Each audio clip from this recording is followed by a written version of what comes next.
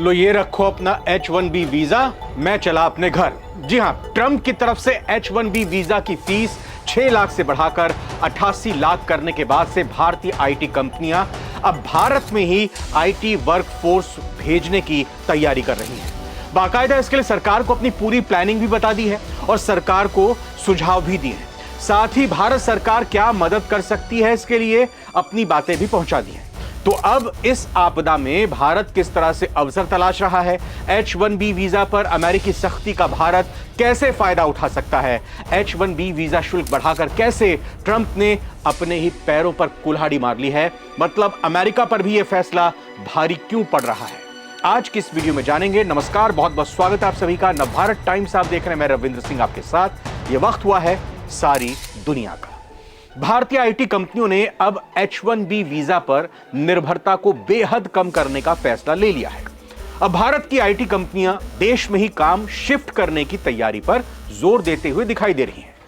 Experts का भी मानना है कि अमेरिका के इस फैसले से थोड़े समय के लिए भारतीय आईटी कंपनियों को जरूर नुकसान होगा, लेकिन इससे भविष्य में लॉन्ग रन के लिए नया रास्ता खुल सकता है। इस फैसले के चलते अमेरिका से भारत में आउटसोर्सिंग बढ़ सकती है।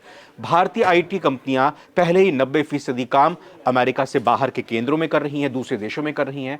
इसे 95% तक यानी 5% और बढ़ाने की संभावना है, इसमें गुंजाइश है और अब इस पर काम करना शुरू हो गया, यानी अमेरिका की सख्ती से भारत को फायदा हो सकता है। आपको बताते हैं थोड़ा रुककर। जिस तरीके से आपने भारत में देखा होगा कि आपके परिवार में, आपके रिश्तेदारों में, आपके पड़ोस में, आपके जान पहचान वालों में कई ऐसे प्रोफेशनल्स हैं जिनका काम रात में होता है। वो सेवाएं अमेरिका के क्लाइंट्स को देते हैं, रहते भारत में हैं सेवाएं और अपनी सर्विसेज अब दूसरे देशों में यानी अमेरिका में खासतौर पर दे रहे हैं। तो अब इसी तरह की व्यवस्था की जाएगी कि ठीक है, H1B वीजा ना लेकर वहीं अमेरिका में रहकर उनको सेवाएं ना देकर हम यही भारत में ही बैठकर उनको सेवाएं दें। अब पूरी कोशिश यही हो रही है कि पूरा काम वहां पर शिफ्ट कर लिया जाए। दरअसल अमेरिका ने शनिवार को 20 सितंबर में H1B वीजा की फीस बढ़ाने की घोषणा की। इसके बाद भारत सरकार ने इस मुद्दे पर भारतीय आईटी कंपनियों की राय जाननी चाहिए कि आखिर इस संकट का क्या परमानेंट समाधान निकाला जा सकता है। अमेरिका के H1B वीजा फीस बढ़ोतरी के फैसले के बाद भारत की प्रमुख आईटी कंपनियों ने H1B वीजा पर निर्भरता डिपेंडेंसी को कम करने का फैसला लिया है। टॉप कंपनियों ने इस मामले में सरकार को अपनी जानकारी भी दे दी है। कंपनियों ने सरकार को बताया कि वो अपने अमेरिकी ग्राहकों को दी जाने वाली सेवाओं से संबंधित कामकाज को भारत में लाने की प्लानिंग बना रही हैं। आईटी मंत्रालय, विदेश मंत्रालय समेत दूसरे संबंधित मिनिस्ट्रीज में आईटी कंपनियों ने कहा है कि भारतीय आईटी कंपनियां आने वाले दिनों में H1B वीजा पर अपनी डिपेंडेंसी को काफी कम कर देंगी। कंपनियों ने यह भी बताया कि वो अमेरिका में आए दिन हो रहे नीतिगत बदलाव और पचड़ों में उलझना अब नहीं चाहती हैं, क्योंकि अब अगर ट्रंप पर विश्वास किया, हालात सामान्य होने का इंतजार किया, तो इससे भविष्य में कंपनियों के कारोबारी प्लानिंग पर बुरा असर पड़ सकता है। अब ऐसा करने से भारत को कई तरह से फायदे हो सकते हैं। पहला, भारत टैलेंट हब बनकर उभरेगा, इससे मेड इन इंडिया इनोवेशन को फायदा मिलेगा। दूसरा, भारत एक ग्लोबल इनोवेशन हब बन सकता है, इससे इकोनॉमी मजबूत होगी। देखिए, सिलिकॉन वैली, अमेरिका के सिलिकॉन वैली बनाने वाले कौन है, कौन वहां पर काम कर रहे हैं? भारत के ही ज्यादा आईटी प्रोफेशनल्स वहां पर हैं। दुनिया में जहां भी बात आईटी प्रोफेशनल्स की आती है तो सबसे पहले नाम भारत का ही आता है।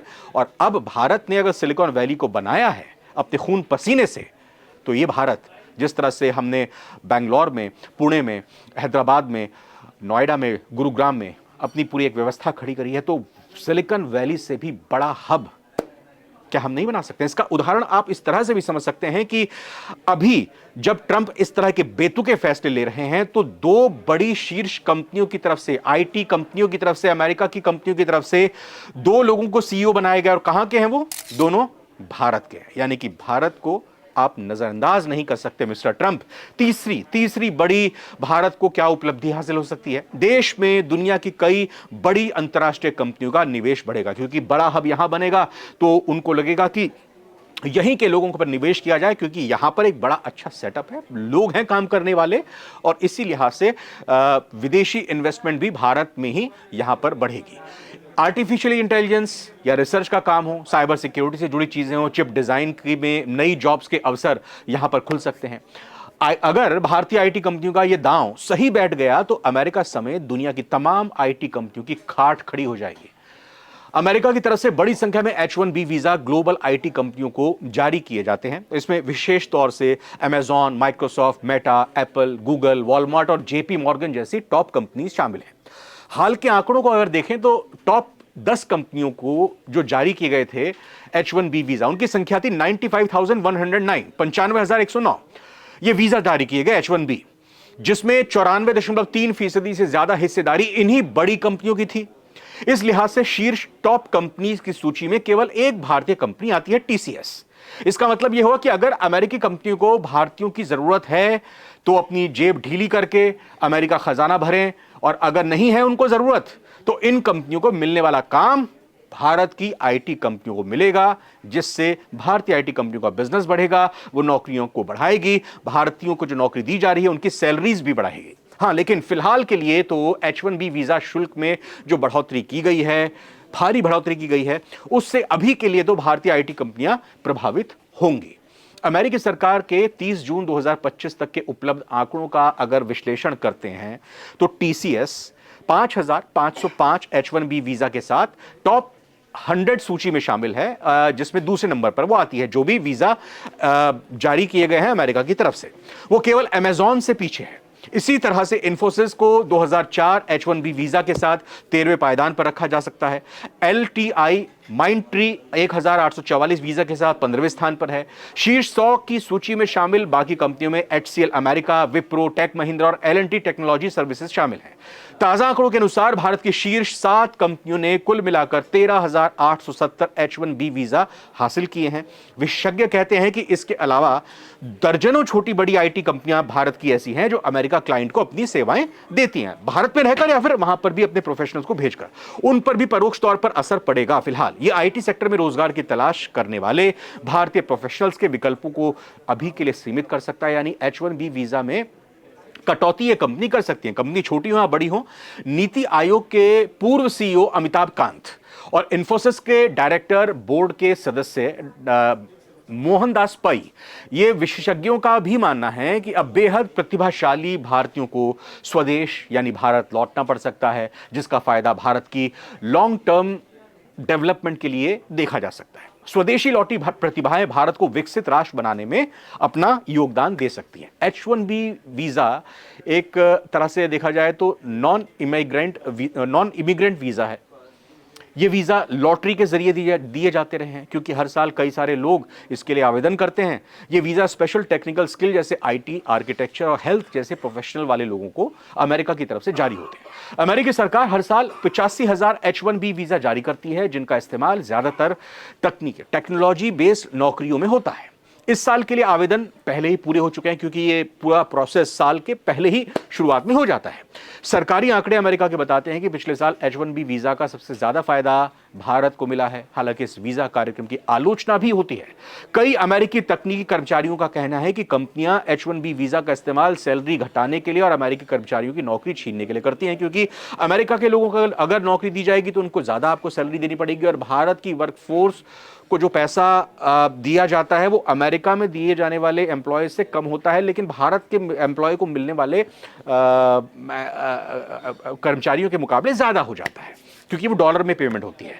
H1B वीजा के नियमों में बदलाव जिस तरह से हुआ है उससे 2 लाख से ज्यादा भारतीय प्रभावित होंगे। साल 2023 में H1B वीजा लेने वालों में 1,91,000 लोग भारतीय थे। यह आंकड़ा साल 2024 में बढ़कर 2,07,000 हो गया। भारत की आईटी और टेक कंपनियां हर साल हजारों कर्मचारियों को H1B वीजा पर अमेरिका भेजती हैं। हालांकि अब इतनी ऊंची फीस पर लोगों को अमेरिका भेजना कंपनियों के लिए कम फायदेमंद साबित होगा। तो जो भारतीय H1B वीजा धारक हैं और ये नई फीस उनके लिए बड़ा आर्थिक बोझ बन सकती है, खासकर मिड लेवल और एंट्री लेवल कर्मचारियों को वीजा मिलना मुश्किल होगा। कंपनियां नौकरियां आउटसोर्स कर सकती हैं, जिससे अमेरिका में भारतीय पेशेवरों के अवसर कम होंगे। लेकिन विशेषज्ञों का कहना है कि अमेरिका के नए वीजा नियम के बाद अब आईटी कंपनी को सैलरी से ज्यादा पैसा वीजा के लिए फीस के तौर पर चुकाना होगा। ऐसे में अब कंपनियां केवल चुनिंदा लोगों या सीनियर कर्मचारियों को ही विदेश लेकर जाएंगी। आने वाले दिनों में कई कंपनियां अपने कर्मचारियों को वापस भारत भेज सकती हैं, जो चिंता की बात है। वहीं नए कर्मचारियों को भारत से ही काम करने का अवसर मिल सकता है। ये एक तरह से अच्छा कहा कहा जा सकता है कि भारत की प्रतिभाएं यहीं पर ही रहेंगी, यहां पर लगातार वो अवसर तलाशती रहेंगी। अमेरिका का ये नियम भारत के लिए एक अवसर लेकर आया है, क्योंकि अमेरिका में कारोबार करने वाली कई अंतर्राष्ट्रीय आईटी कंपनियां भारत, चीन और कनाडा जैसे देश में अपना कारोबार इन देशों में शुरू कर सकती हैं। कंपनियों के लिए भारत पसंदीदा देश बन सकता है, क्योंकि चीन में कई तरह की पाबंदियां हैं जिससे कंपनियों को दिक्कत वहां पर होती है। भारत एक उनके लिए मुफीद जगह हो सकती है। ऐसे में भारत एक बहुत बड़ा आईटी हब बन सकता है। वर्तमान में भारत के लिए शुरुआती झटका तो कहा सकता है, लेकिन ये अवसर लेकर जरूर आएगा। आपका क्या मानना है इस पूरे टॉपिक पर, हमें कमेंट करके प्लीज जरूर बताइएगा। फिलहाल इस वीडियो में इतना ही। नमस्कार।